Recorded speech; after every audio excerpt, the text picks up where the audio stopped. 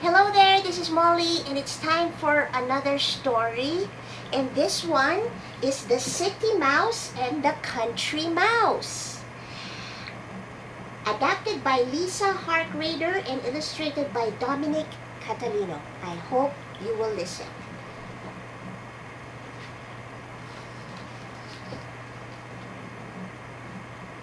See the results? Okay. Once upon a time, a country mouse named Oliver lived in a hole under the root of a big old oak tree. Oliver loved the sounds of squirrels chattering during the day and crickets chirping at night. He loved the smell of rich dirt and hardy grass all around him. One day, Oliver invited his city cousin Alistair for a visit. Before Alistair arrived, Oliver tidied up his hole. He straightened his oak leaf bed. He spread fresh pine needles on the floor. He scrubbed the tuna can table and polished the bottle cap plates. Then Oliver sat by the entrance to his hole, gazed out at the stars, and waited for his cousin Alistair to arrive. When Alistair arrived, he set his fine leather suitcase on the pine needles. "I say, cousin, is this your cellar?" he asked Oliver. "No," said Oliver. "It's my home."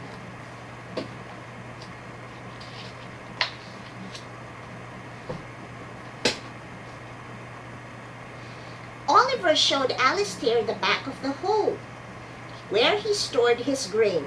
He led Alistair up onto the knob of the old oak root, where he sometimes sat to watch the sunset. Then he set Alistair down at the tuna can table and served him a dinner of barley corn and wheat germ. Alistair nibbled his meal politely. "This certainly tastes as though it's good for me." He coughed and swallowed. "A bit dry, perhaps? Could I bother you for a cup of tea?" Oliver brewed up a thimble of dandelion tea for them both. "Here's to my cousin, Alistair. Thanks for visiting," toasted Oliver. When the thimbles were empty, Oliver changed into his long johns. Alistair changed into his silk pajamas, and the mice settled into their oak trees for the night. After Alistair rustled around in his oak leaves for a while, he finally drifted off to sleep.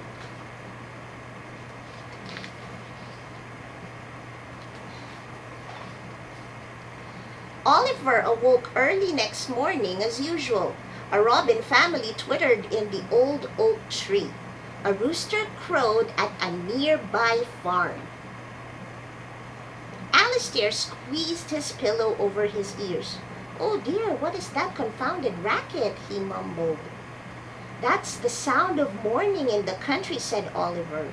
"It's the wonderful music that makes me want to start the new day." Alistair pulled the pillow from his face and opened one eye. "You start your day in the morning?" he asked. "Here in the country, we rise at dawn." Oliver said, buttoning his overalls. He pulled on his sturdy work boots and pushed his wheelbarrow out into the morning sun. Alistair rolled to the edge of his oak leaf bed. He wiped the sleep from his eyes. He slid his feet into his shiny black dress shoes and followed his cousin outside.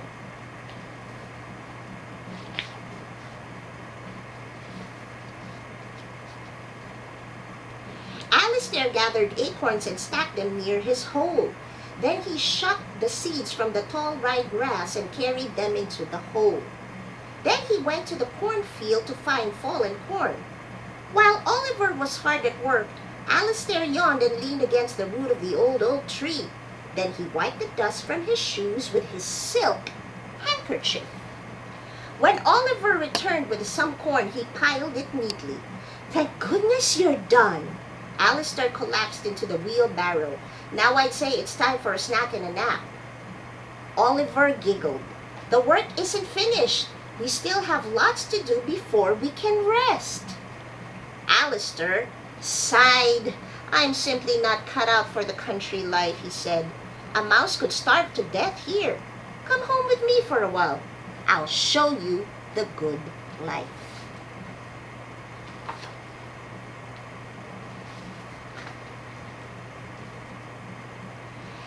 Alistair packed his silk pajamas into his fine leather suitcase.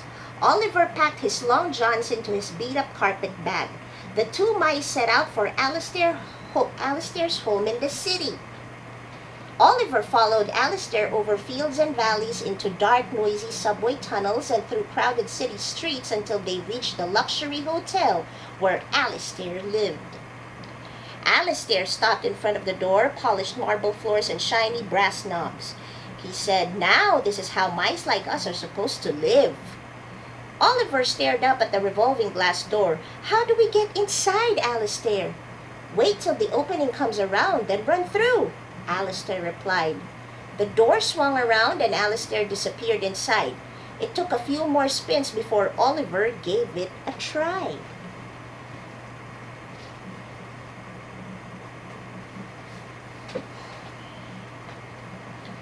Oliver whirled around and around in the revolving door until Alistair tugged Oliver's carpet bag and dragged him inside. Oliver followed Alistair across the lobby and through a small crack in the wall hidden by velvet draperies. "My apartment!" said when they were inside. Oliver looked around in amazement. Alistair's home was filled with gold candlesticks, crystal goblets, and linen napkins. "Where?" Under the bandstand, Alistair pointed out the hole that was in his front door. "An orchestra plays and ladies and gentlemen dance every night until dawn." "How can you sleep with all the noise?" asked Oliver. "Sleep?" said Alistair. "I can sleep during the day. We do things a little differently here. Dinner, for example, at a 5-star hotel. Dinner begins with hors d'oeuvres."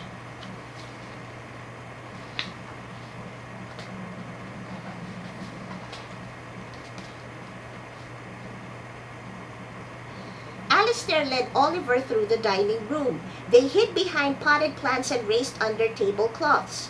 They waited until the chef went to check something in the dining room, then they scampered across the kitchen and into the dark pantry where Oliver stumbled over something. "Do be careful," said Alistair. Oliver saw what he'd stumbled over. "It's a mouse trap." Alistair scooted it under a shelf with his paw. "You'll learn to stay away from them." Alistair led Oliver up the shelves to the hors d'oeuvres.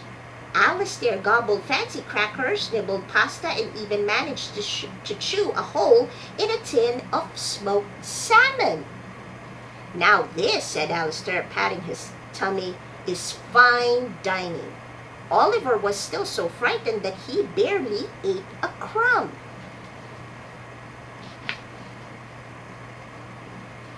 Tonight, the chef is preparing roast duck with herb potatoes in a delicate cream sauce. Alistair's mouth watered. His whiskers twitched. One taste and you'll never go back to the country. The mice crept out of a pantry. The kitchen seemed empty. Alistair darted about, gathering up bits of duckling and potatoes. He didn't notice the chef marching back into the kitchen. But the chef noticed Alistair. "You again?" shouted the chef. The chef chased the mice around the kitchen with a broom. Alistair and Oliver escaped through a hole under the sink. "No main course tonight, I'm afraid," said Alistair.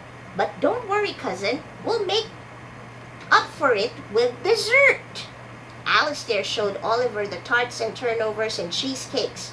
Oliver timidly nibbled the edge of a flaky cream puff. It was so delicious.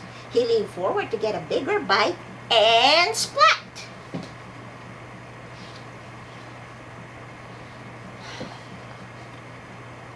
The cart lurched forward. Oliver had landed face down in the cream puff. Alistair grabbed the edge of a lacy napkin and hung on tight as a waiter wheeled the cart across the dining room. Oliver wobbled off the cart. "I'm not cut out for life in the city," he said. "You take too many risks for your dinner. A mouse could starve to death here too. I'm going home to the good life." So Oliver dragged his carpet back through the crowded city streets, over fields and valleys until he reached his hole under the root of the big old oak tree. He ate a last supper. He ate a late supper of acorns and wheat kernels, then curled up in his oak leaf bed. He could hear the crickets chirping.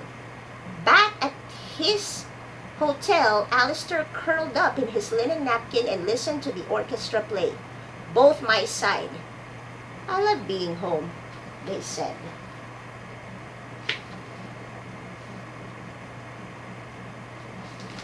The end. You know, I like the story very much. I'm sure you know the saying that home is where the heart is. Your home will always be your solace, meaning your inner sanctuary. Whether you move to the city or you move to the country, your home will always be the best.